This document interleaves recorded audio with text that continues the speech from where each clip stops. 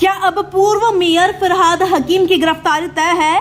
क्या तारातल्ला गोदाम हादसे की आंच अब सीधे सत्ता के बड़े चेहरों तक पहुंच चुकी है?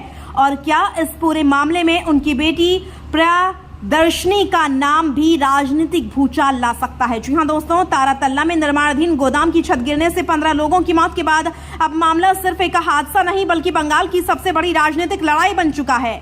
मुख्यमंत्री शुभेंदु अधिकारी ने विधानसभा के अंदर बड़ा दावा करते हुए कहा कि जिस गोदाम का ढांचा ढहा उसके नक्शे को अंतिम मंजूरी तत्कालीन मेयर फरहाद हकीम ने दी थी। इसके बाद से पूर्व मेयर की गिरफ्तारी की मांग तेज हो गई है।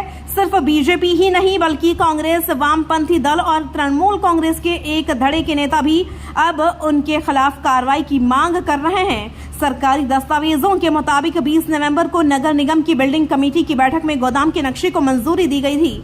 बैठक में साफ कहा गया था कि अंतिम अनुमति मेयर या बिल्डिंग विभाग के प्रभारी की स्वीकृति के बिना लागू नहीं होगी। बाद में उसी फाइल पर तत्कालीन मेयर फरहाद हकीम ने हस्ताक्षर किए। जांच में यह भी सामने आया कि गोदाम निर्माण से जुड़े कुछ लोगों के फरहाद हकीम से करीबी संबंध होने के आरोप लगाए जा रहे हैं। इसको लेकर राजनीतिक आरोप प्रत्यारोप और तेज हो गए हैं। हालांकि फरहाद हकीम ने सभी आरोपों से इनकार करते हुए कहा कि उनका हस्ताक्षर सिर्फ एक औपचारिक प्रक्रिया का हिस्सा था। उनका कहना है कि गोदाम अवैध नहीं था और निर्माण की निगरानी करना मेयर का काम नहीं होता। इस बीच तृणमूल के कुछ नेताओं ने भी फरहाद हकीम को हिरासत में लेकर पूछताछ की मांग की है। विपक्ष लगातार सवाल उठा रहा है कि जब मुख्यमंत्री खुद विधानसभा में उनके हस्ताक्षर वाले दस्तावेज दिखा चुके हैं तो अब तक उनके खिलाफ कार्रवाई क्यों नहीं हुई।